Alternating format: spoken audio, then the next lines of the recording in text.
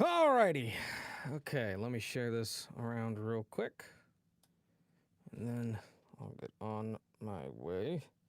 Yes, I have shaved the beard off and the mustache. This is a little quiet in my headset. Probably do this for a little while. Well, it's not too quiet for you guys. But yeah, I shaved it off. Was trying to trim it, and it just didn't look right. So I was like, just get rid of it. Just get rid of it, and we'll start over again. Okay. Boop-a-doo. Go to my channel. Go here. Start sharing. Share. Do.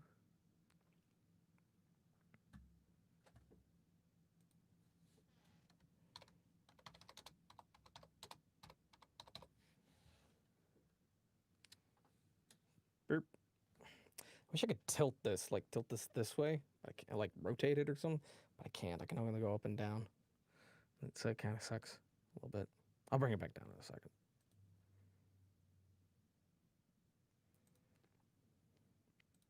Boop. Okay. So it's been shared. So that's per usual. So that's mute. Okay. Hey, how's it going? Okay, so a little explanation as to why I'm not doing this on Saturday, like I normally do.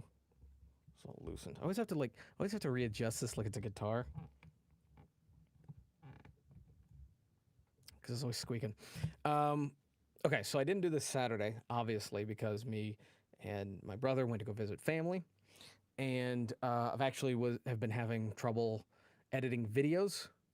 Yeah, I just look terrible. It's all on this side. This side's fine. Like this side's fine, but this side just looks like I just got beat by bees. But anyway, we went to go visit family, and I couldn't edit any videos for a while, which I think I got it fixed, so it should be resolved. And so I should be able to start uploading some more videos and do some more editing, because we upgraded the PC, and for some weird reason it wasn't able to render certain kinds of videos, and so I had to go in and do some troubleshooting, and so I think I got that fixed, so it should be fine. But then we went and visit family, so I didn't do a live stream, so I'm doing it now. And yes, it is very, very late, because I got in last night. Not even last night, it was this morning when we got back, and it was really, really late. And then I just crashed, and I didn't get up until about like 4:30 or something like that. So that's my bad. It's all on me. Today, I wanted to talk about, just out of the gate, and then we'll get into some questions as people come in. I wanted to talk about if potential clients, uh, don't like you asking too many questions, then it's probably a bad thing. It's probably very, very bad, and just completely avoid them. There was a couple clients that I was talking to, potential clients that I was talking to recently, and their project, they wanted to know how much I would charge, but they were very withholding of a lot of information. And so I was asking a whole bunch of questions that are all very relevant to how I charge. How many words it is, how many characters, what it's being used for, style, where and how it's being shared, that kind of stuff. And kind of the overall like theme. I'm not asking for like specific names or any of that kind of stuff. You know, really just the style really is just because if it's more serious, then obviously it's not cartoon characters. Then it's obviously a little bit more, serious performance. If it's cartoon characters, then I send them different kinds of orders. This was on Fiverr, so I send them different gigs just to help categorize stuff. But as far as like word count and where it's being shared, and where and how it's being shared, that's relevant to the rates. And there's some clients that just didn't like me asking any questions. They're like, well, we estimate that it's probably only going to take you about an hour to record this. And I'm like, that doesn't tell me any of the information that I need to know in order to be able to send you an invoice. And they're like, well, we're not going to be sending you any more information. What are you going to charge for that? That's what I need to know. And I was like, well, I can't. They're like, well, then due to the fact that you're unwilling to cooperate and you're asking too many questions, we're just going to have to, break off this partnership. And I was like, partnership? We haven't even made a partnership. There's no partnership until there's an invoice, until there's like, I've already have the script and we've already started recording. There's no partnership until then. And that happened a couple times, and it was kind of annoying. But I'm very, very easy. It's very easy for me to say no on those kinds of projects or those kind of clients, potential clients, when they're not willing to give information.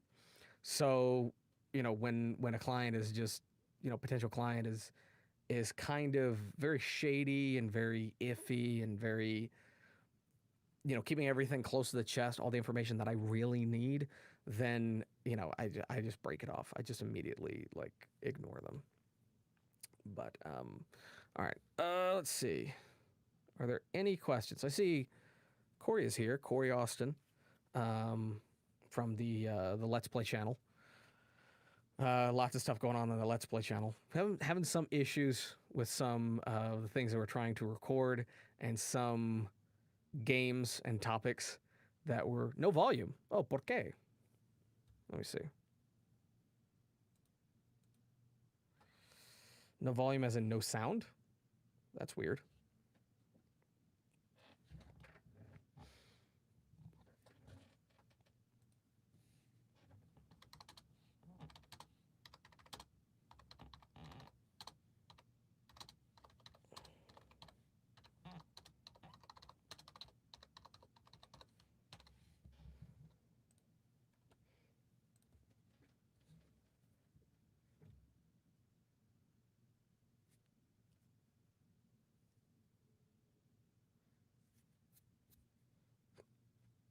Hmm.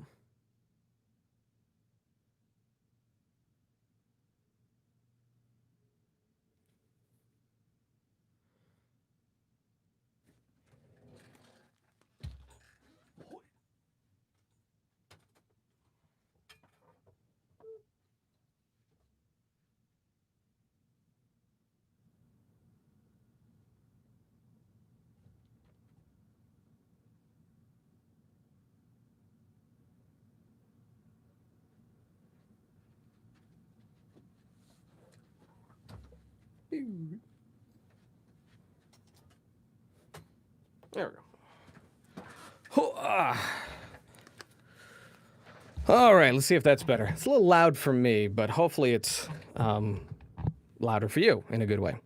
Hey, what's up? Closer. Costler. Costler? Is it Costler? James Woody says, hello, Tim. And I say hello back.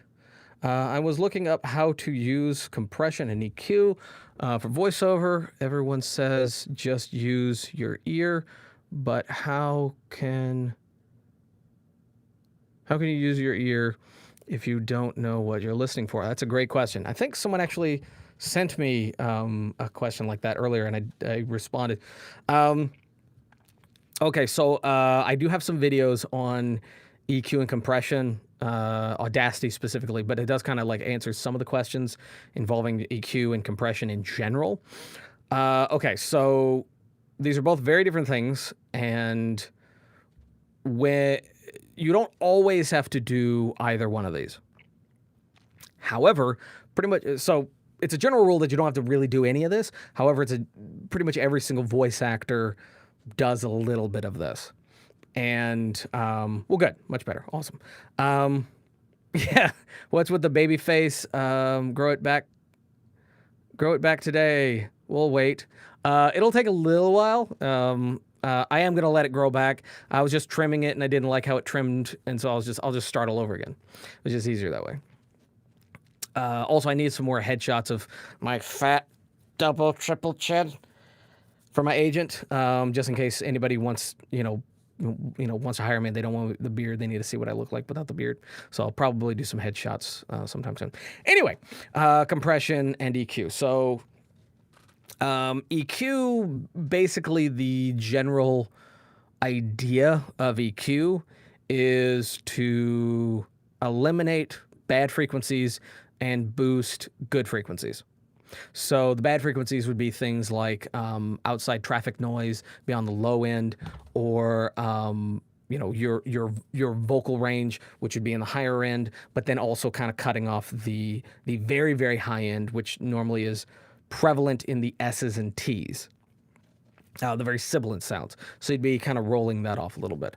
So that's generally the idea, and so you're going to get this kind of flat line, and then it's kind of like rounded off at the ends. That's mostly what your EQ is going to look like. I have a video on it. Go to Funny Guy Timmy. I might look it up later. Funny Guy Timmy, and just type in EQ, and there should be a couple videos on that. And as far as compression, it depends on the program and depends on what kind of compression. So there's things like limiters that really just focuses on preventing stuff from going above a certain point, which really, I don't like the way that sounds because it kind of flattens it off, flattens up, like crew cuts the top, and I really don't like the way that normally sounds.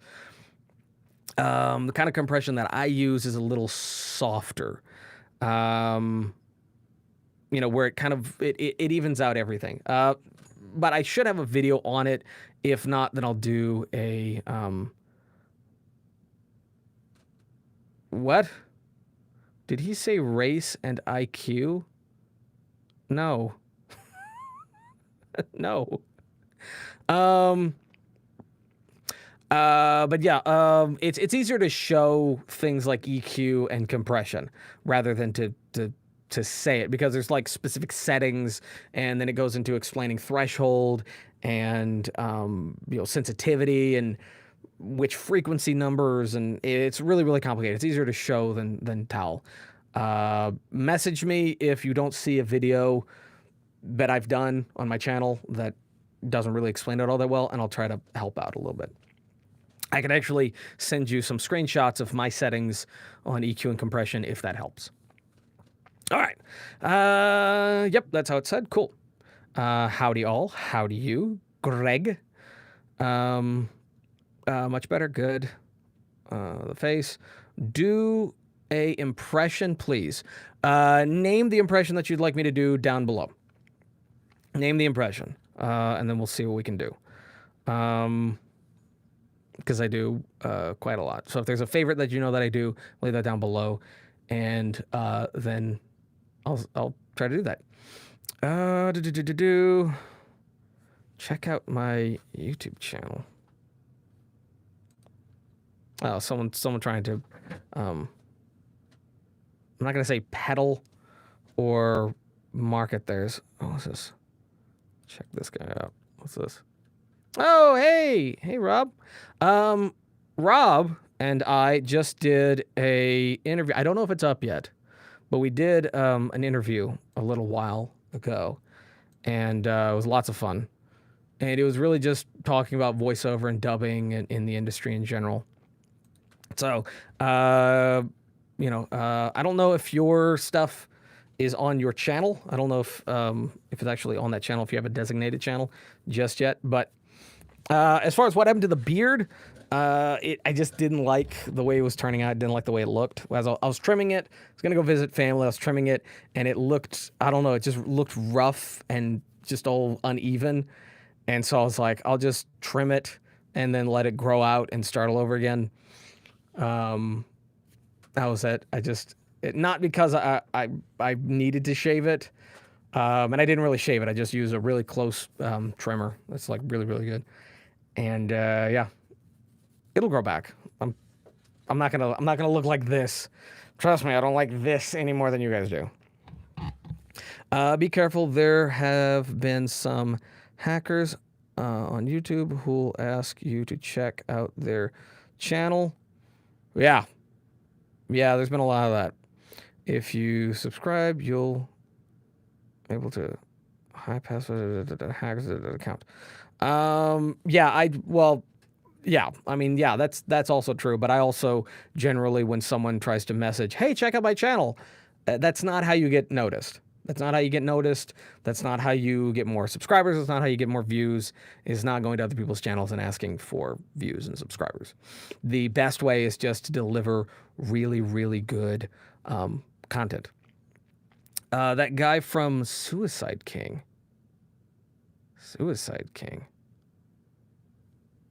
Who's... All right, you're making me Google shit. All right. Yep. Oh, iPad's messing with my mic. Suicide King. What the fuck? Oh, nope, I got nothing. Oh, well, if I type in Suicide King, I get the King of Hearts. That's the first thing that comes up. I don't know what you're talking about. Are you talking about that guy? It's like this. Like, talk about that guy? Was it like a dating show or something like that? I don't. I'm not seeing what it is that you're talking about. A little bit more specific. Why did you decide to shave? It was because I tried to trim it, but I didn't trim it evenly, and I didn't like the way it looked. And I was like, I'll just get rid of it, and it'll just grow back even, and then we'll just be better. The beard was top tier. Yeah, I need better beard trimming tools. I need to be able to groom it better. It's not something that I'm, used to. I normally just go over it, make sure everything's even. But the problem is I have one side of my face that the hair grows this way, like grows that way, and the other side where it just grows this way. And so if I try to trim it, there's going to be more hair on this side than this side, and so it's very hard to trim. And so sometimes it comes out uneven, and sometimes it's just easier to just take it all off and let it grow back even again. Hey there, Timmy. That is Rags Queen. Rags Queen, really? What was I saying? Oh yeah, the best way to get subscribers is really just to make content that people want to see. Like, make content that people really, really want to see. Oh, hey, Rob. Hey. Very nice of you to donate again. Very nice. Thank you. I am going to grow it back. Yes, I am going to grow it back. I mean, I should really just put, like, if I had a setup where I could do, like, overlays, I'll have, like, a little overlay goes, yes, he's going to grow his beard back. It's going to come back. I don't like... I don't like not having a beard. Any more than you guys do. That's fair. You're not getting away from shaving. You're not getting away from shaving, man. The beard is the way. This is the way. This is the way. I have spoken. I have spoken. Was a really funny character. Really funny character. I love that actor. Oh yes. Congrats on 7K, man. Thank you. Christopher Walken. I remember now. Oh, okay. Christopher Walken. Oh, gotcha. All right. Find some stuff for me to say, and then I'll also start doing that, because it's very hard to do like Christopher Walken just saying things that I'm thinking. It's easier to do Christopher Walken saying things that he would think. Does that make sense? I hope it makes sense. I could do Shakespeare. I could read some Shakespeare as Christopher Walken. I've done that before. It's actually really, really fun. I might do that. I think I said that last time. Did I say that last time? I might. Pull this out. Come on, iPad. There we go. Boop, boop, ba-doo-doo. All right, start asking. Oh, there we go. What advice would you give for people trying to... That's uneven. Excuse me. What advice would you give for people trying to be consistent with their voiceover practice? I know about doing every day, but how do you... Okay, well, it depends on what you're trying to get consistent at. Is it a character voice that you're trying to get consistent at? Is it auditioning? Is it editing? What is it that you're trying to get consistent at? And what element of it is it that you want all of your audio quality to sound the same? And high quality, is it one that you're wanting, every single day to have the same amount of work? Like, what elements specifically do you want consistent? So, it's kind of it's a little hard to answer a question that's a little bit vague, because it's kind of a general question. So narrow it down a little bit. Have you been in any movies before? Yes, I have. All the ones that I can think of are garbage. All the ones that I can think of are garbage. Nothing big. I had one that had a private screening kind of thing, and then was made available online. But I had like a very small part. I did like a weatherman kind of thing. And then there's like a blooper reel at the end, and I do my Christopher Walken at the end. Consistent in practicing your craft. Consistent in practicing your craft. Could be audition or training as a performer. Okay, that comment kind of answers itself. Okay, so you're trying to get consistent in doing voiceover. Could be auditioning. So you're saying trying to get more work and steady amount of, or rather a steady number of auditions every day. Like, let's say you're trying to do 20 auditions a day, which is a lot, but I mean, it's a good number to shoot for. 20 auditions a day, leaving off one day of rest, one day to just chill and relax. Then you would definitely need to be on as many free platforms as possible. So things like, I'm trying to think of all the ones. Voice Bunny is one that you can audition for free. CastingCall.club is one that you can audition for free. ACX is one that you can audition for free. Fiverr has the community tab or community notice when people are saying, hey, I got this gig or whatever, that I'm looking for someone. This is my budget. That's one that you can kind of audition, I guess. That one's more like you're pitching to them rather than auditioning, but that's something that you could do. I would say just look for all, like basically type in voiceover website, look at all the ones that are available, and if they're free memberships, go with those ones. Evil Voice Bunny is super, super strict. Yes, the Voice Bunny is very, very, you know what? I may draw what I perceive the avatar of Voice Bunny to be. It's very, very vicious.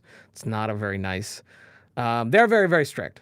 But if you do get in to Voice Bunny, and you can go there every single day, and you can keep consistent every single day, and you can meet the requirements, then that's, it's technically a free website, but you're getting what you paid for. So that is that. Yeah. The only thing, to get enough guaranteed auditions for every single day, you would have to start paying memberships, but I would definitely not recommend doing that just yet. Not until you start. Okay, so the pay-to-plays are totally fine, but they're not great for people just starting out. You have to wait until you start making money, and you make money, and the clients are happy on a regular basis, and you seem very confident in what you're doing. Then you can go and start, go to the pay-to-plays, but don't go right to them right out of the gate. It's always a nightmare. It's always a nightmare.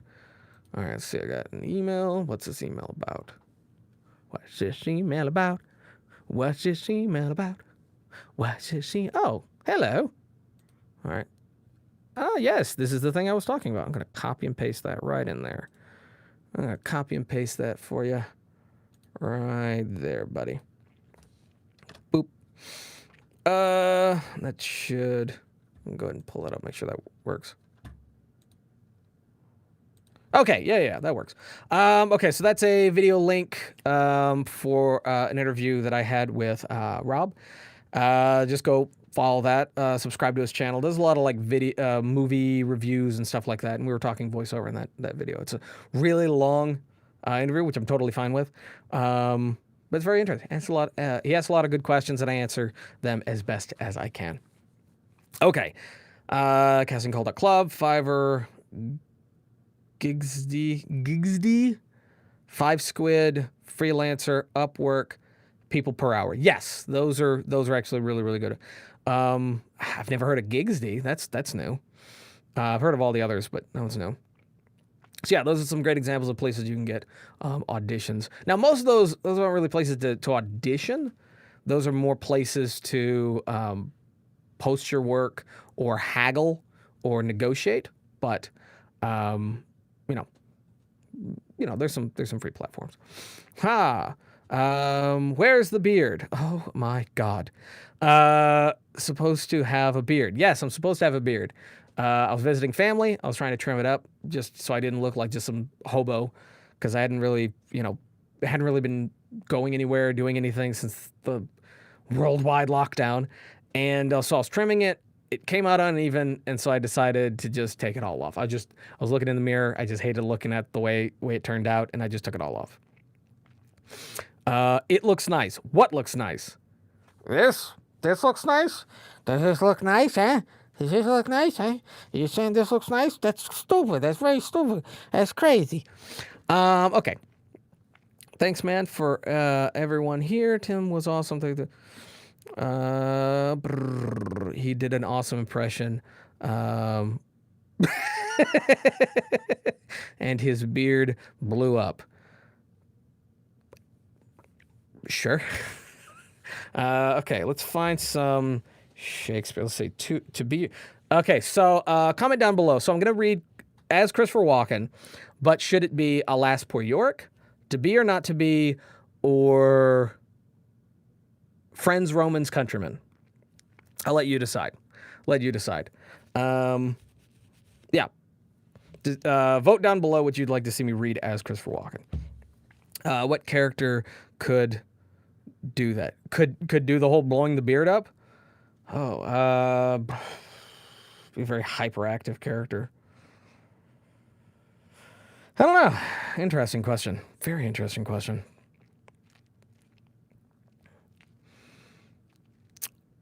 I don't know. Probably like oh,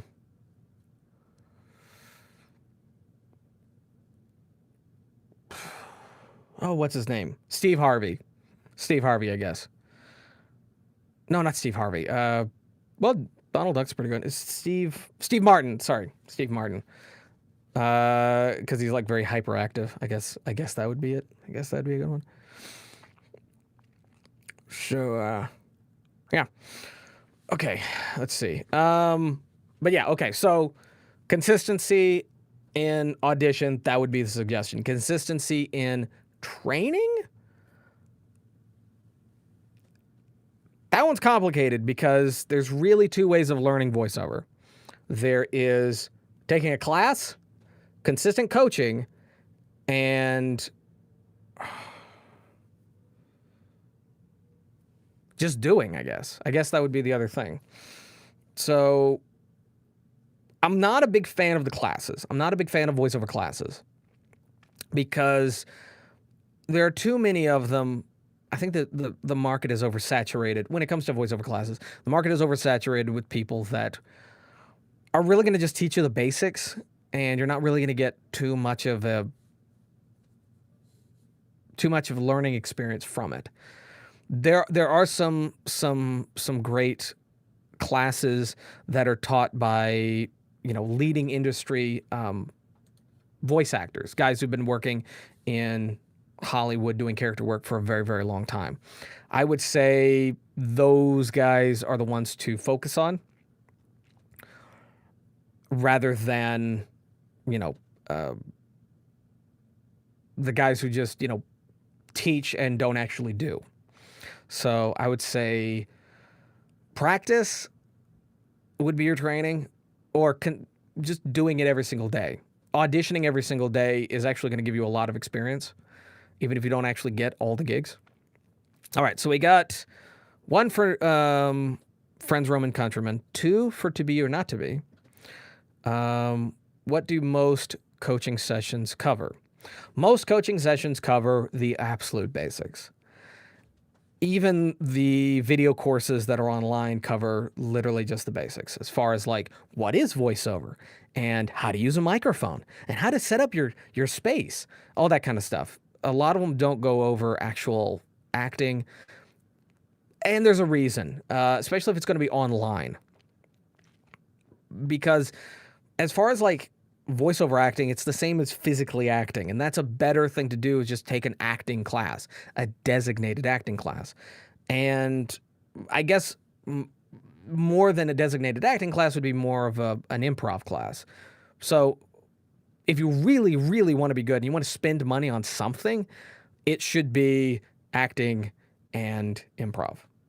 If you're going to take any classes, voiceover classes, everything that you can find on voiceover and all the information that you can find on voiceover is going to be available online for free. So focus on the free online stuff and then take actual acting classes. That would probably be the most beneficial. All right, so nobody else is voting. We got 2 for to be or not to be, 1 for friends, Romans, countrymen. Repetition is the best learning tool. It absolutely is. All right, so let's do both. Let's say Christopher Walken for a friends, Roman countryman, and who else for to be or not to be? Let's pick someone else for to be or not to be. So I'm going to look this up. Romance country. I mean, I do, for the most part, have it memorized, but I haven't done it in a while, so I want to make sure that I get it. All right, take that off. Boop. Okay. Oh, I love Shakespeare. All right, so what do we say? Christopher Walken for Friends, Roman Countrymen? Okay. And then who are we going to do for to be or not to be? Friends, Romans, countrymen, lend me your ears. I've come to bury Caesar, not to praise him. The evil that men do lives after them. The good is often tattered with the bones. So let it be with Caesar. The noble Brutus hath told you that Caesar was ambitious. If it was so, it was a grievous fault, and grievously as Caesar answered it. Here, under leave of Brutus and the rest, for Brutus is an honorable man, as so are they all. All honorable men come I to speak in Caesar's funeral. He was my friend, faithful and just to me. But Brutus says he was ambitious, and Brutus is an honorable man. He hath brought many captives home to Rome, whose ransoms did the general coffers fill. Did this in Caesar seem ambitious? When that the poet hath cried, as Caesar has wept, ambition, it should be made of sterner stuff. Yet Brutus says he was ambitious, and Brutus, he's an honorable man. You all did see that on the Lupercal I did thrice present him with a kingly crown, which he did thrice refuse. Was this ambition? Yet Brutus says he was an honorable man. Yet Brutus says he was ambitious, and sure, he is an honorable man. I speak not to disprove what Brutus spoke, but here I am to speak what I do know. You all did love him once, not without cause. What cause withhold you then to mourn for him? Oh, judgment! Thou art fled to brutish beasts, and men have lost their reason. Bear with me, my heart is there in the coffin with Caesar, and I must pause till it come back to me. All right. And then Trump for to be or not to be. All right. I think this is funny. To be. Whoop. Yep. Boop. All right. To be or not to be. I freaking love Shakespeare.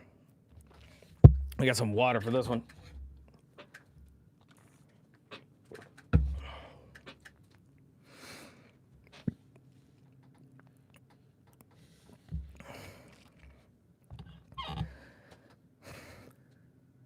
To be or not to be, that is the question. Whether 'tis nobler of the mind to suffer the slings and arrows of outrageous fortune, or to take arms against a sea of troubles, and by opposing them, to die, to sleep no more. And by asleep, we end this heartache and the thousands of natural shocks that flesh is heir to. 'Tis a consummation devoutly to be wished. To die, to sleep, perchance to dream. Ah, there's the rub. For in that sleep of death, what dreams may come when we have shuffled off this mortal coil must give us pause. There's a respect that makes calamity of so long life. For who would bear the whips and scorns of time, the oppressor's wrong, the proud man's contumely, the pangs of disprized love, the law's delay, the insolence of office, and the spurns that patient merit of the unworthy takes, when he himself with his quietus make a bare bumpkin? For who would bottles bear? To grunt and sweat under a weary life, but that the dread of something after death, an undiscovered country from whose bourne no traveler returns, it puzzles the will, and makes us rather bear those ills we have than to fly to others that we know not of. Thus conscience makes cowards of us all, and thus a native hue of resolution is a sickly ore with a pale cast of thought, an enterprise of great pitch and moment. With this regard, their currents turn awry and lose the name of action. There we go. All right, well, I'm glad you like that. Oh, okay. Some of these sites may be bad, but here are several. Oh, okay. Okay, right. Talking about the previous ones earlier. That was great. Glad you enjoyed it. Oops. I don't know what oops is for. So great. Thank you. My pleasure. 3 laughing faces rolling on their side. So good. I'm dying. LOL. Oh, right. Because you can't send site links. That's totally true. Yeah, you can just give their names if they're websites that you think have free auditions. That's fine. But anyway, what was I talking about? So we talked about compression. We talked about EQ. We talked about repetition and practice. We talked about pay-to-plays versus just learning it online, or just auditioning on regular websites. We talked about coaching versus just learning it on YouTube for free. And then we talked about clients that ask too many questions, or don't like you asking too many questions, rather. People that just really don't like, they don't like you knowing really anything about the project. Which, if there's ever a client, look at me. If there is ever a client that is very, very finicky and iffy and really doesn't want to share any information and doesn't want you to know company name, doesn't want you to know, who the rest of the team are, or their names, or the script name, or anything like that, they're really holding back a lot of information, do not work with them. Those kind of people are almost guaranteedly going to shortchange you.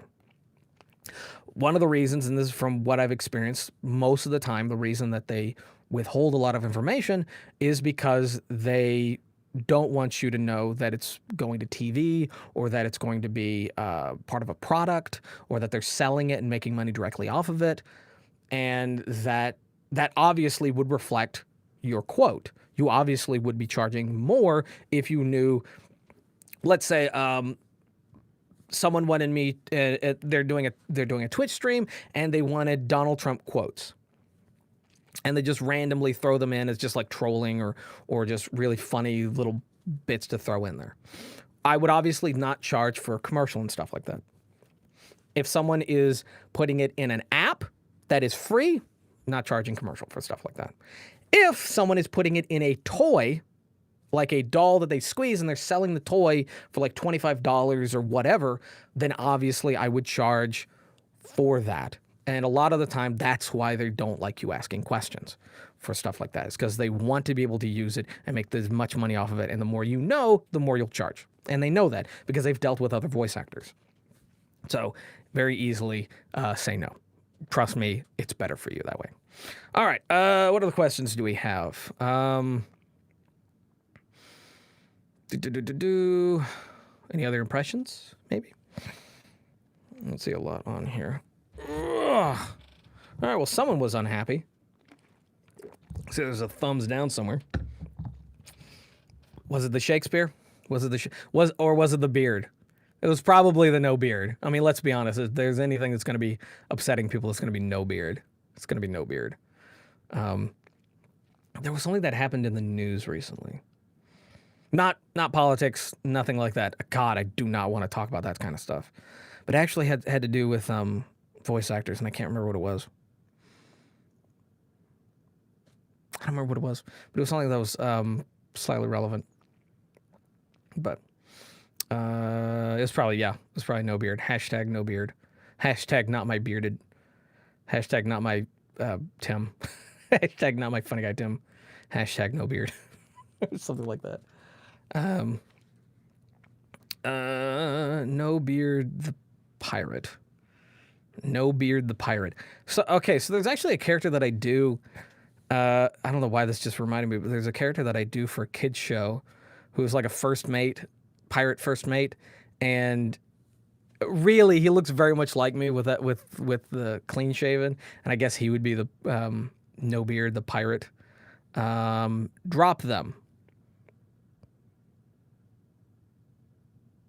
Drop who?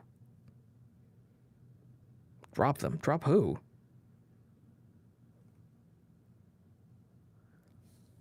I I don't know what drop them means. Drop like dropping the mic? Like dropping beats? Like what are we talking about? Any actor you'd like to see doing voiceover? Okay. Too many actors do voiceover. Too many great celebrity stars do voiceover. There are a couple actors that I really, really like that I think are great voice actors.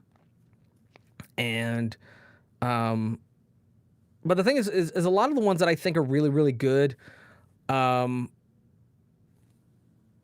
lot of the people that are really, really good actors also do voice acting in Hollywood. The problem that I have is that there's too many big celebrities and actors doing voice acting.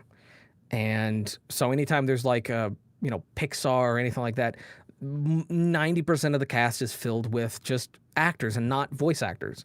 And that can sometimes hurt you. If you look at the recent Scooby-Doo movie, that was terrible, mostly just because of the writing. It just fell flat. It didn't really seem like it was written with full understanding of who the characters were, and it was trying to be a little too like, oh, this is let's do a modern Scooby-Doo, like make modern jokes and stuff like that. And it just didn't work. They threw too much that made Scooby-Doo and the characters too much Scooby-Doo. But then to go even further, instead of getting a lot of the voice actors who are known for doing Scooby-Doo and have made it really, really good, they got a whole bunch of no-name actors or comedians, and they just didn't fit the role. And the idea that producers do that, production companies and studios, they fill character roles with a lot of, voice acting roles with celebrities in hopes that people will come and watch the movie because they're fans of those celebrities. That's not really how that works, and it very rarely is actually what actually brings in money. The question is the movie good? So that's a situation very recently when just because they're actors, and they're great actors. Here's the thing, is the actors who did those roles were great actors. They're not great voice actors, though. most of them don't really do voice acting. And so it was very awkward for them. And you could tell. And it just didn't come off all that well. So I can't really think of any actors who I would want to do voice acting that don't already do voice acting. Yeah, I can't really think of any. I would like Sean Connery to do more voice acting. I know he's retired as an actor, but I would love to, for him to do more things like radio dramas or, stuff where you just sit there and I'm probably going to find out that he's already passed away and I just didn't know. I hope not. But like what was his name? Christopher Lee. Christopher Lee in the later part of his life did a lot of voice acting. He didn't do acting, and they set up an actual studio in his home because he was very sick. He couldn't leave his home. So he had a voiceover studio. And so most of his very, very last role and a lot of other roles before that were all done voice acting. And I feel for a lot of, older older actors that are, kind of getting up there and kind of getting older, I think voice acting would probably be better for them. So I don't know. That's a real long, chunky answer to that question. Could hurt your name.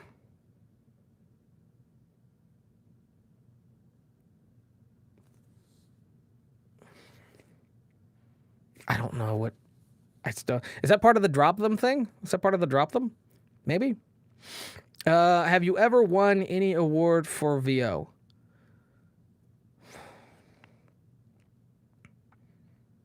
I've been part of projects that have won awards, but not me personally. Yeah, I've been a part of projects or video games that have won like indie developer awards, but I've never gotten an award personally. There was a period when I was known for being like the number 2 Goku voice actor on YouTube. I don't know who started that. I don't know what that's from. And that was just like early on with Cartoon Hooligans because I was always doing Goku and Vegeta and stuff like that. And, there wasn't really many other people known for doing that. And there was really only like me and the guys from, Team 4 Star. And so I guess that's kind of an award. I don't know. None that I know of. The people that are shady in the business. Yes, people that are shady in the business are people to just avoid. There's enough. Okay, there are more great clients to work with than there are the shitty ones.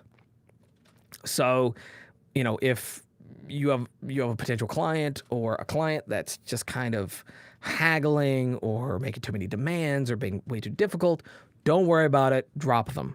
Totally fine.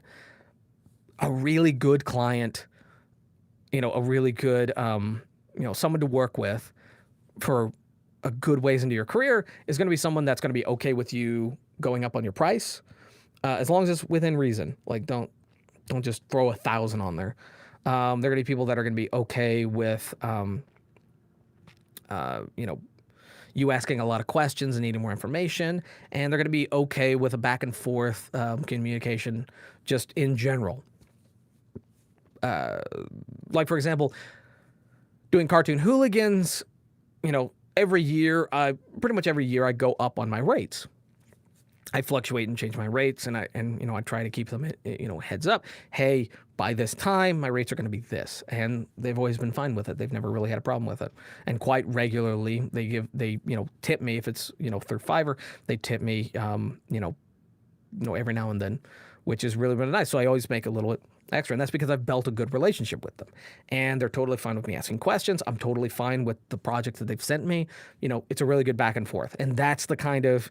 Your goal is not going to be to have thousands of clients from, every single day. Like every single day you're going to be working with someone brand new.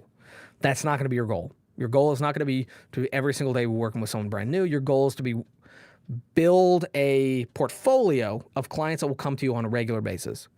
Like if you only have like maybe 100 regular clients over your entire career, and you don't really build new clients, maybe 100 is maybe too big of a expectation for a lot of people.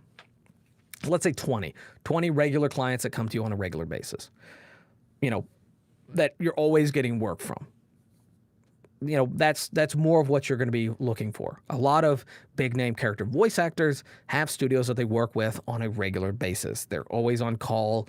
They're always sent auditions. They're always sent scripts, and because they have a really good relationship with them, and the studio and the producers and the directors and the writers know that they will be able to deliver. So there's that. Yeah. I'm still trying to figure out this whole drop them thing. I'm guessing that's a thing about shady or shitty potential clients or clients. In that case, I would say absolutely yes. And working with terrible clients could actually hurt your name. But it's more like it would hurt your chances to work with other people. That's probably more like it. It would hurt your chances to work with, because if you're too busy stressing over and trying to work with really terrible clients or potential clients, then you're not going to get all the really, really good clients. So, looks like the comments have stopped. Is it just because it's too late in the day? Is it too late in the day?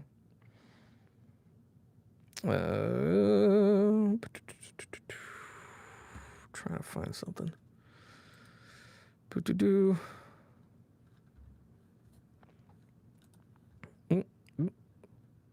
I'm looking at a job on a site. It's an audiobook. They want MP4. MP4? For audiobook? Do you mean MP3? Why would they want that? They shouldn't. That sounds like someone who doesn't know what they're talking about. Okay, so what's the website? Is it ACX? If it's ACX, then that doesn't make any sense, because I'm pretty sure the website posts the expectations. Yeah, that's really, really odd. It's really, really odd that they would ask for MP4, because MP4 is video. It's not audio. So I'm pretty sure they mean MP3. So what I would do is I would ask them for clarification. Oh, it's Upwork? Oh, then yeah, they mean MP3. Then they absolutely mean MP3. But I would still clarify and ask them, do you mean MP3? Because MP4 is video, just to make sure. And just try to present the question in the least, aggressive way. Just try to be very, very friendly. Try not to make them look stupid. Because there's a really good chance that it's just someone who's never really asked for this before. They don't really know what they're talking about. Which is a huge burden that's on a lot of voice actors, especially when they first start out, is that you're going to be working with a lot of clients that don't know what they want, don't know what they're talking about.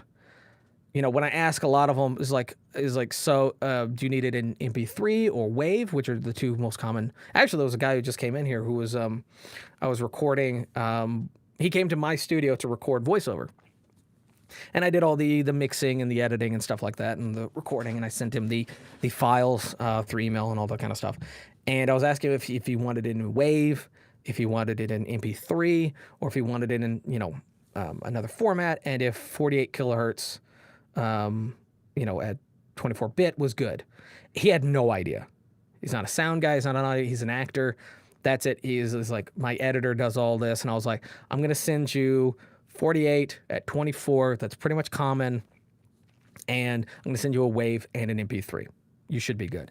And I went ahead and kept the highest resolution, version of the audio as backup. I told him I'd hold on to it for a month just in case the editor needed something else. Then I could render something else for him.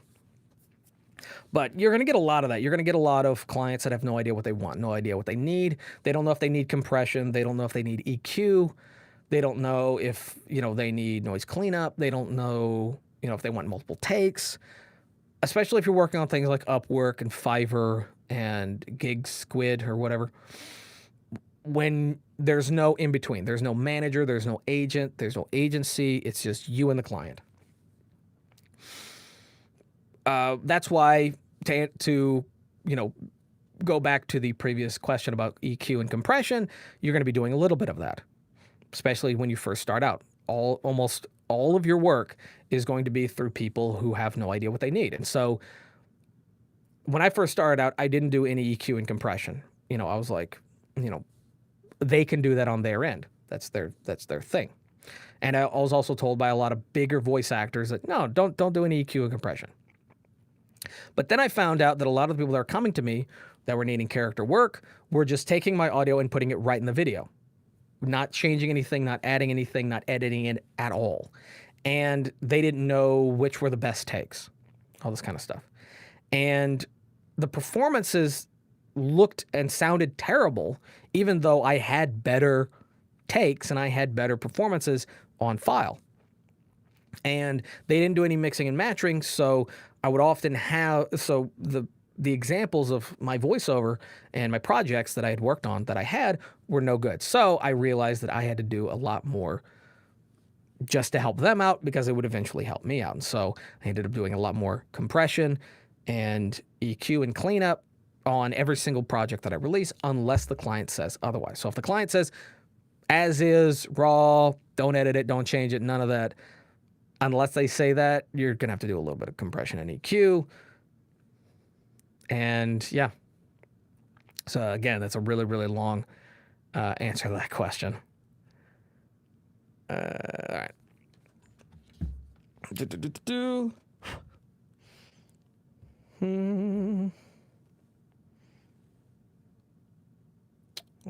was it? I think I had saved something that was someone trying to scam, and I was going to share that with you guys as kind of a what to avoid kind of thing. And I don't remember where I saved it. Feel free to continue to ask questions. Oh, hey, Tim, hope you're good, man. I am a good man. I'm a good boy. I'm a real good boy. I know what you mean. I actually am doing really, really good. Went and visited family recently and was kind of, I don't know, visiting family is kind of iffy because obviously with the whole, everything that's going on. And I'm doing fine. My brother's doing fine. My older brother and his family, they're fine. My parents, it's kind of not sure whether or not if they got sick, whether or not they would be affected. So it's really kind of not quite sure how much interaction I should have with them because I live in a major city and they live in a small city, small town. So, visiting them's kind of tricky. But visited them recently. Everything was fine. That was all good. The only thing I don't like is the long road trips. Really, really long road trips. To visit any of my family, it's at least a 6-hour round trip. And so that's pretty much the entire day gone. It could be 7, if I'm visiting my brother who lives just past my parents. But the good news is if I'm visiting my brother, I can visit everybody. Visiting my older brother, I can visit everybody because we're all on that same path. But it's always like really, really long. And I'm one of those people, like, after a while, if I'm not having a conversation with somebody in the car, I am inches from just passing out. So I always have to take like Red Bull and energy drinks, and it's not healthy. It's not healthy. All right. Turn on notifications. I don't want to turn on notifications.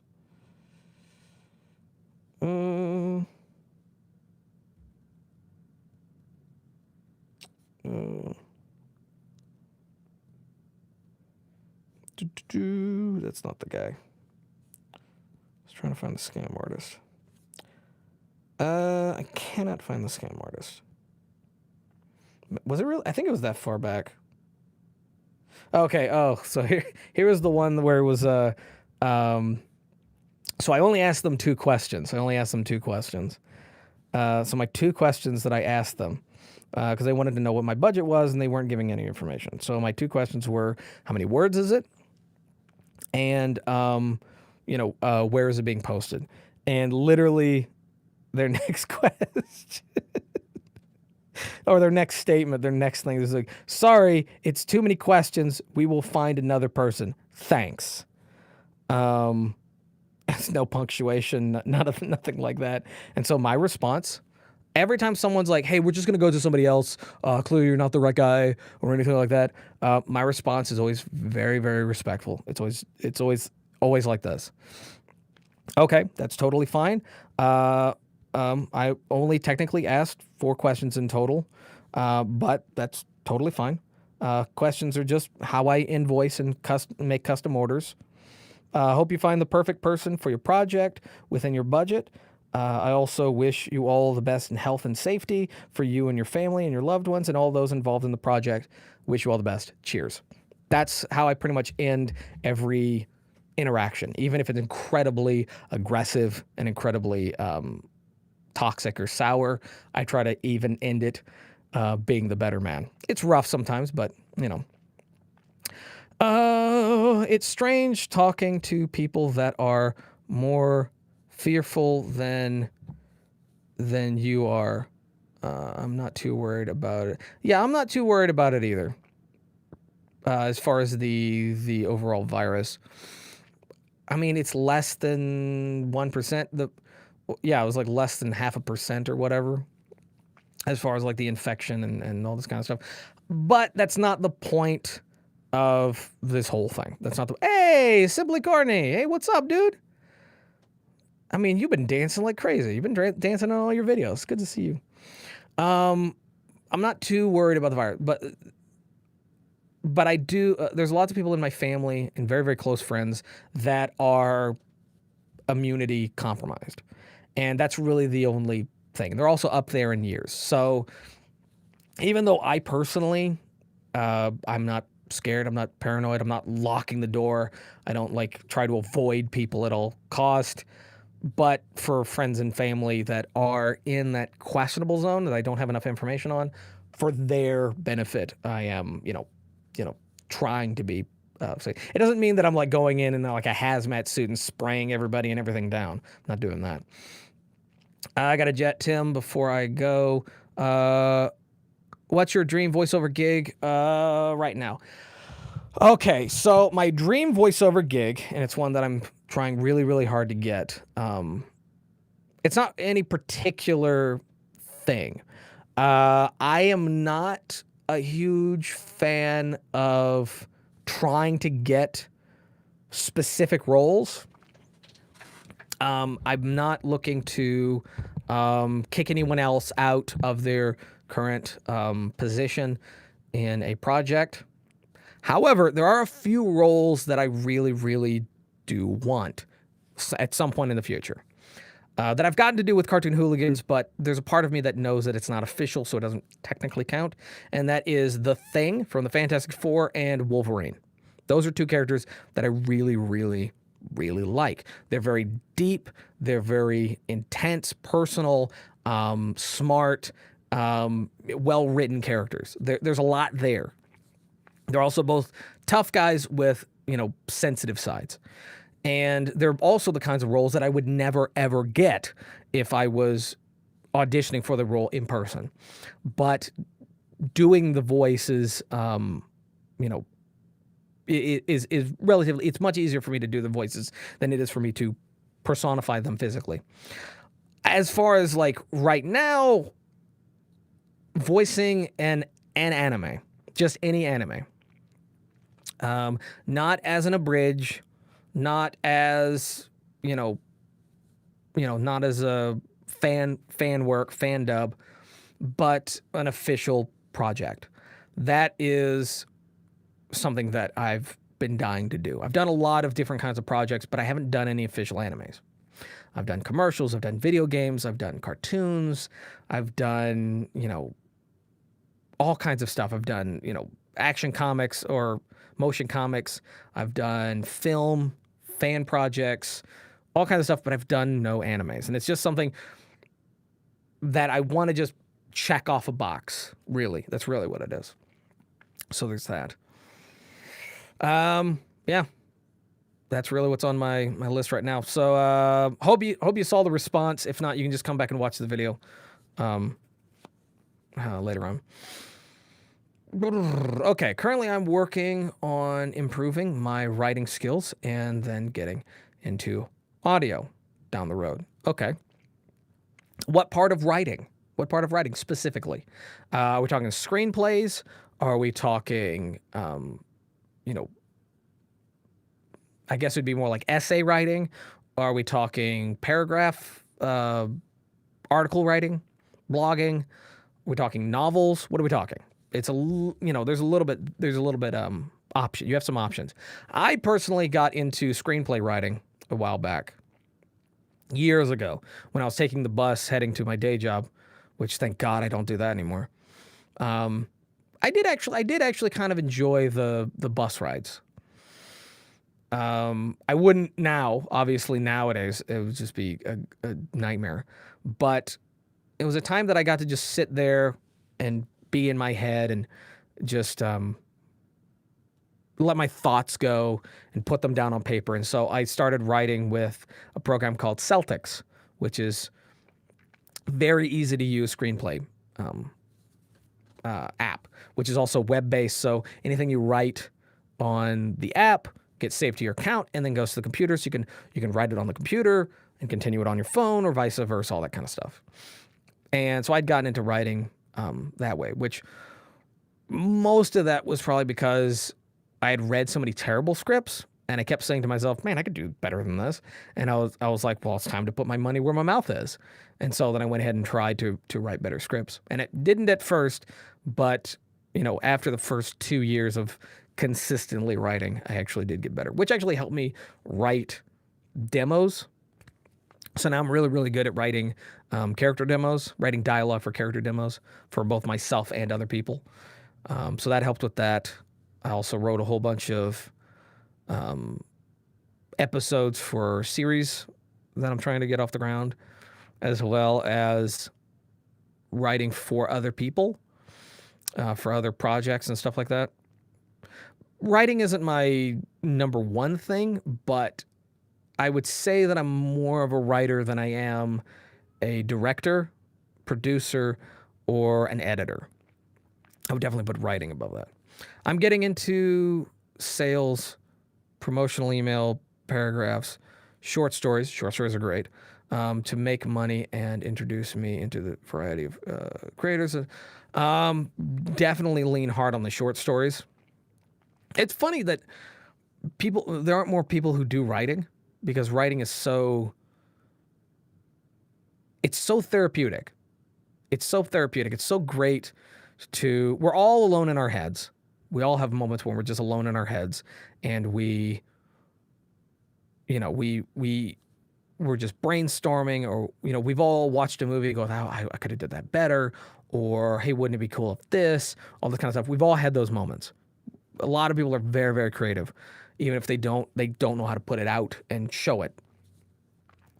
And I'm just surprised that more people haven't picked up writing, whether it's novels, short stories, screenplays, what have you. I'm surprised that more people haven't done that.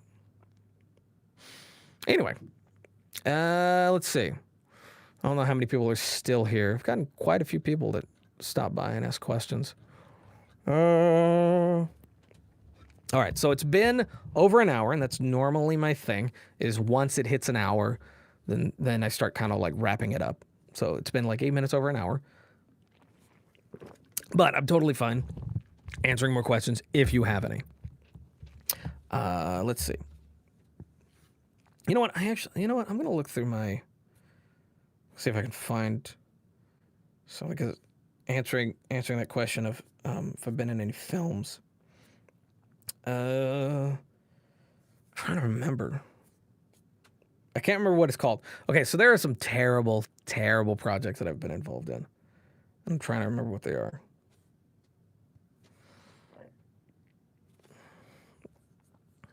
Oh, hey, Simply Courtney's still here. All right, Simply, you know what? I'm going to ask you some questions. Are you still doing stand-up right now? Simply, for those who don't know, is probably my number one comedy road buddy. Just because, we just work so well together.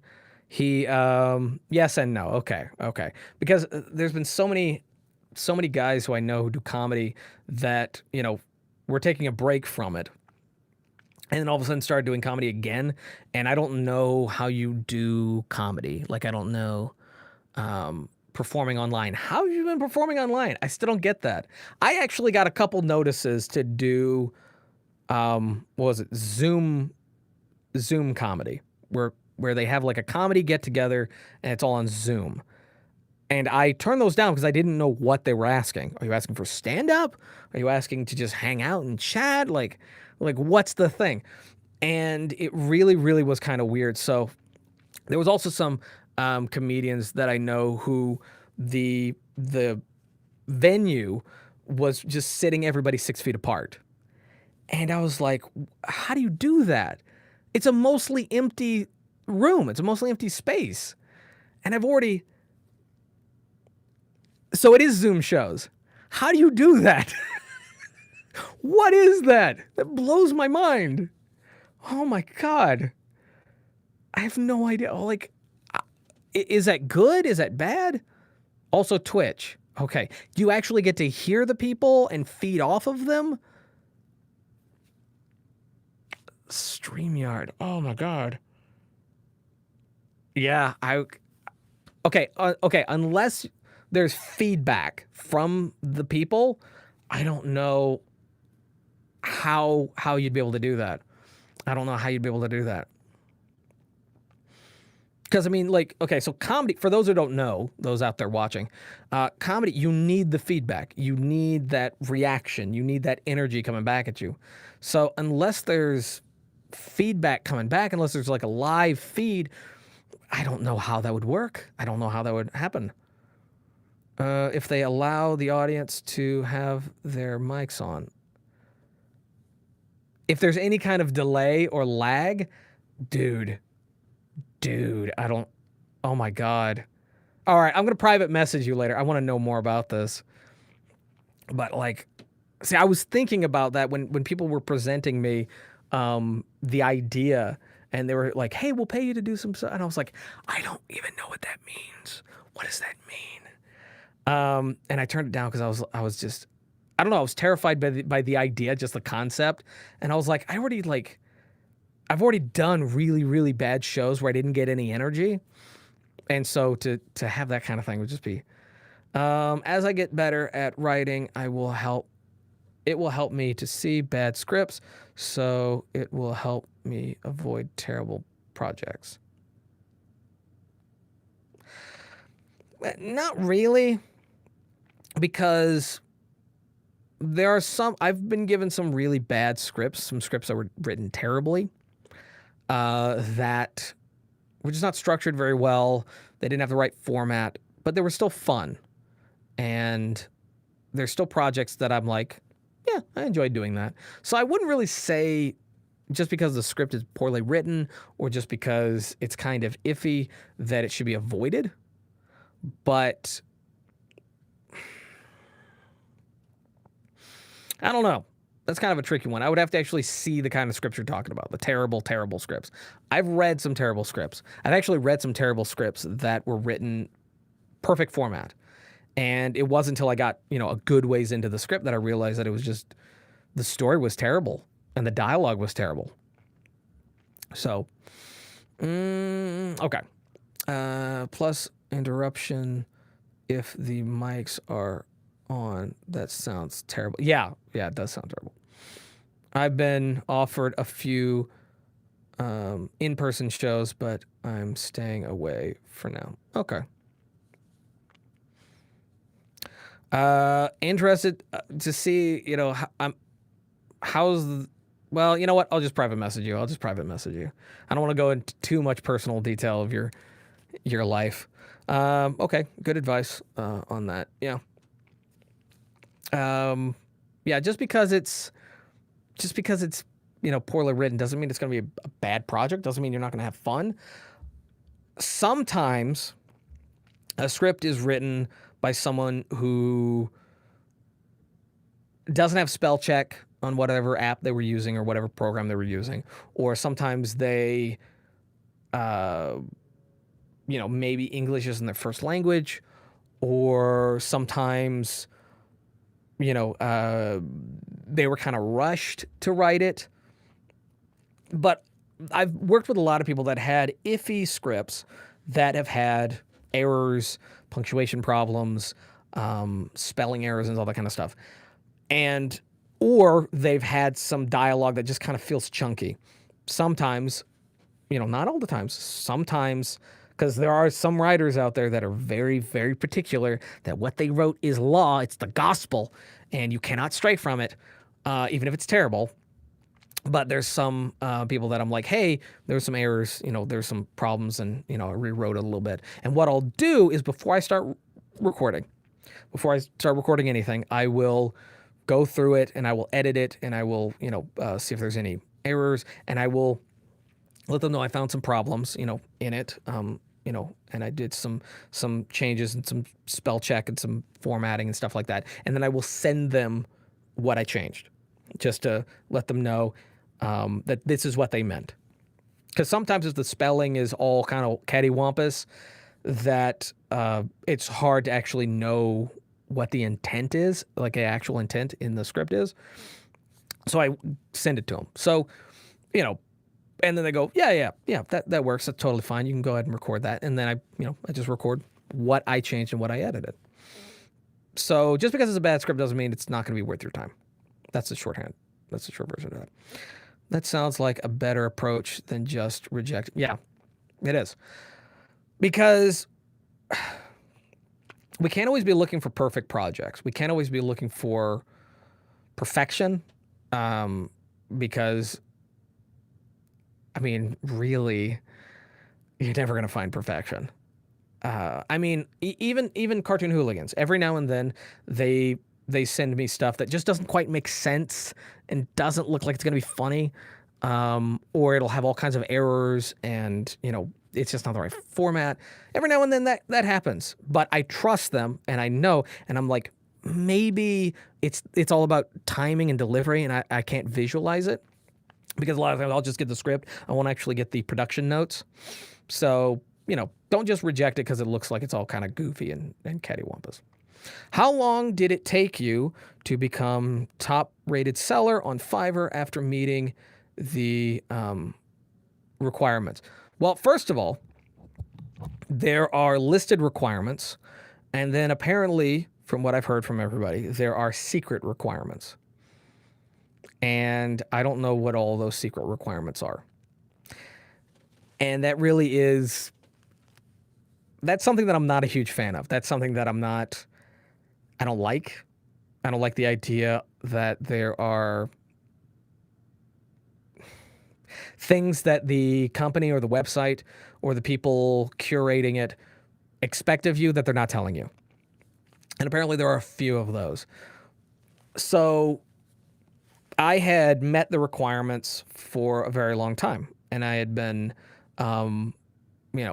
fluctuating up and down for various reasons, and I had basically met every single one of those requirements for years. And it wasn't until I upped my prices again, and that I all of a sudden was, by the next day. So I changed my prices and upped them a little bit because it was about that time for me to up my rates.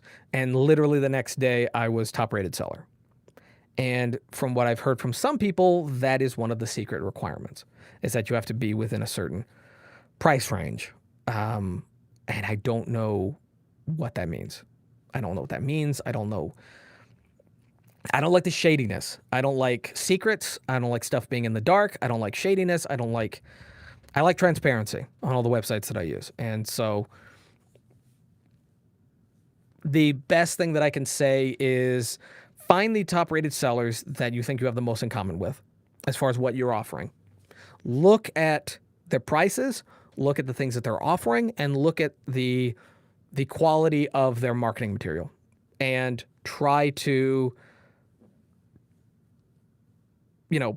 try to match that, not really one for one, word for word, but just in your style, match some of those things, and then just keep at it and eventually you will, you'll get up there. It's on the levels page, how to move up. Yes, it is. Those are the listed requirements that I had met those for. So I basically met all the listed requirements for about 4 years. And, I wasn't moving up the top rated seller. And it wasn't until I had bumped up my prices and bumped up our rates that the following day that I was top rated seller. So that's that. Interesting. What do you think of the new pay to promote system that are coming to the gig analytics? I don't know what that means. I don't know anything about that. Wow, 4 years? Yeah, pretty much. Because I had reached the number of cells, the amount of money that I had made. I'd blown that out of the water. I'd been on there for the correct number of years. I had kept my reviews above, I think it was like 95% on everything for pretty much the entire time that I'd been on there. There was like all the things that they asked of you to reach top rated seller. I had done literally every single one of those things within the first couple of years of being on Fiverr, but then couldn't make it past, couldn't make it up to the top rated seller for some weird reason. Do you think on well, let me say this. Do you think on Fiverr, should I have one separate account for both writing and audio, or on the same one? There's no reason to divide those unless you're running out of room. The only reason would be if you're running out of room. Because, so when people do a search on Fiverr, they're not searching for your account. They're not searching for, I'm looking for someone who does voice acting and writing. No, they're just looking for a gig. So it's totally fine to have your gig for a completely different thing on the same account page, your same dashboard. That's totally fine. As long as, you make sure that the advertisement, the marketing, the keywords, the description, and all this kind of stuff, and the video, all this kind of stuff reflect that specific gig. Other than that, it's, it's not really, it's not totally keep it on the same thing. Some new things they are doing. You need to look at it and do a video on it. Oh, God, they're changing things up? Okay, I will. That's what he's talking about. Okay. You get several gigs, keep the same account, create new gigs. Yep. Approve. Thanks. I'm very new to all of it. If you're new to all of it, let me get you. I have a playlist that will help you out a lot. It is one that I send to a lot of people, and on every single, it's all 100% free. It's one that I post on a lot of my live streams, just because I feel like it helps out a lot of people. There is a playlist that I have that answers most, if not all, questions that a lot of new to voice acting and new to Fiverr people will have. And it's like 50-something videos. It's a couple hours. You can either binge watch the whole thing or just scrub through it. It's all free, all that kind of stuff. If there's any questions that's not there, then just message me. Which my email is FunnyGuyTimmy@gmail.com. All right. Fiverr, TOS, total, tons of smiles. Fiverr's tons of smiles says, I don't know why I said tons of smiles. It's against the rules to have multiple seller accounts. Yes, that's true. But I think though, what they really are talking about is like trying to sell the exact same thing on different accounts. If you were starting out, because you only have a number of gigs, that you can post on your account, and you have one for voiceover, and then you had one for animation. I think that would be fine. Like if you did art and animation on one and you wanted to make sure that you had a number of gigs, a certain number of gigs, you want to max it out on one account than the other. I think that would be fine. But I don't encourage terms of service. Yeah, I know. I'm just messing with you. It's like 3 comments. Terms of service, dude. What are you? Tons of smiles. That's ridiculous. Who would think it's tons of smiles? What was I saying? Yeah, it would be totally fine to have 2 accounts like that, but having multiple accounts of the exact same thing, that is very much against the rules, because they don't want you to flood, flood the market and the search engine with the exact same thing. Yeah, Fiverr is rolling this thing out where you can allot a budget to promote your. Oh, that I have heard about that. Yeah, I'll do a video on it. I have heard about that. I don't like it. I don't like it. I don't like it. I don't like it. I don't like it. They already, okay, so short reply. They already have the pro people on there, and not all the people on there are pro. And it's very, very weird who they accept as pro and who they don't, because a lot of the people that are accepted as pro, there's a particular, they only accept a certain number. So if they're full up on terrible pros, then they don't accept any more pros. So even if you're more pro than they are, they won't accept. And it's just another way of them trying to offer more styles of services, more offers of services. And the whole pay-per-click thing is, it's garbage, and it's sleazy, and it's terrible. There. I said it. That's the short response, but I will probably do a whole video. Yes, I do. Yeah. Now I'm depressed. Thanks. Now I'm depressed. Damn it. Damn it. I'd forgotten all about that.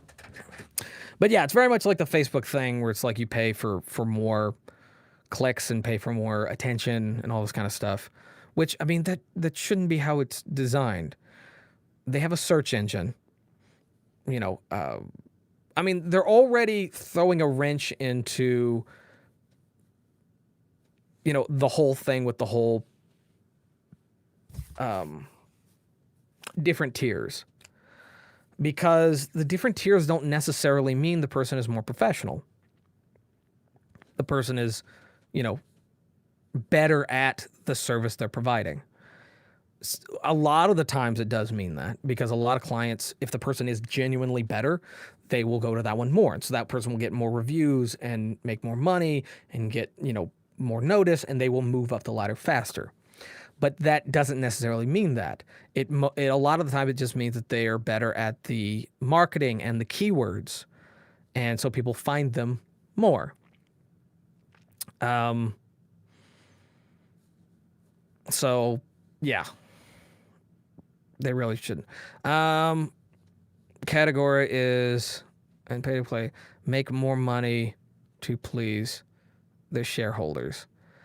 I don't even know if they have shareholders. I'm pretty sure it's just people in a dungeon. But yeah, it's all about money. It's all about making more money. Which, I mean, they're already taking 25%, 20% plus an additional buyer's fee. So every time someone pays for a service, there's an additional like $1 or something that's tacked on that they get, and then they get 20% of your this click thing. It may drive them into the ground. It may end up throwing a wrench in the whole thing. I don't know. It's hard to say at this point. It's okay. Remember tons of smiles. I will remember tons of smiles. Okay. What happened? I missed it. What? Did it black out for you? Just scroll back. Just scroll back on the timeline and watch it over again because I don't know what you missed. But I think my phone is going low on energy, so I'm probably going to have to call it quits in just a second. LOL Fiverr is publicity traded. Publicity traded? Maybe, I guess they are. But shareholders and people in a dungeon, same thing. No, the people in the dungeon are the captives of the shareholders. People in the dungeon are the interns that have to like type on the computer or do all the actual hard work. That's who would be in the dungeon. Shareholders are the dungeon masters, I guess, the dungeon lords. Yeah, that's it. I guess I'll do some research into the pay to click or click to pay or whatever thing, click to see, pay per click, whatever. I'll look into that and then I'll do a video on it. Now that I can render videos better. Which, speaking of which, I do have some videos that I'm going to be uploading that are going to have me with the beard, so don't get freaked out. They'll be like, how quickly did he grow that? So those should probably be the next videos up, and then I'll record one about the pay to click. But yeah, I'm going to have to end this here because I'm running low on energy on my phone. I really need to find a way of plugging this up at the same time as I'm plugging up the audio interface. But anyway, thank you guys for watching. If you liked the video, give it a thumbs up. If you didn't, give it a thumbs down. Totally fine. Subscribe if you're new, bell for notifications, and leave down in the comment section if you have any more questions. Also, if you're needing any specific help, the email that you can reach me at is funnyguytimmy@gmail.com. That's probably a really good place to ask questions and to get help. Yep. Cheers, David. Cheers, mate. Cheers, Greg. Cheers, Jay. Cheers, Lee. Cheers, everyone else. Cheers, Simply Courtney, if he's still here, but I'll talk to you later. And until next time. Ching. So, Dr. Pepper. Ching. There we go. I mean, it's not going to make that because it's Dr. Pepper, but anyway. Yeah, stay safe. Stay healthy. Until next time, peace.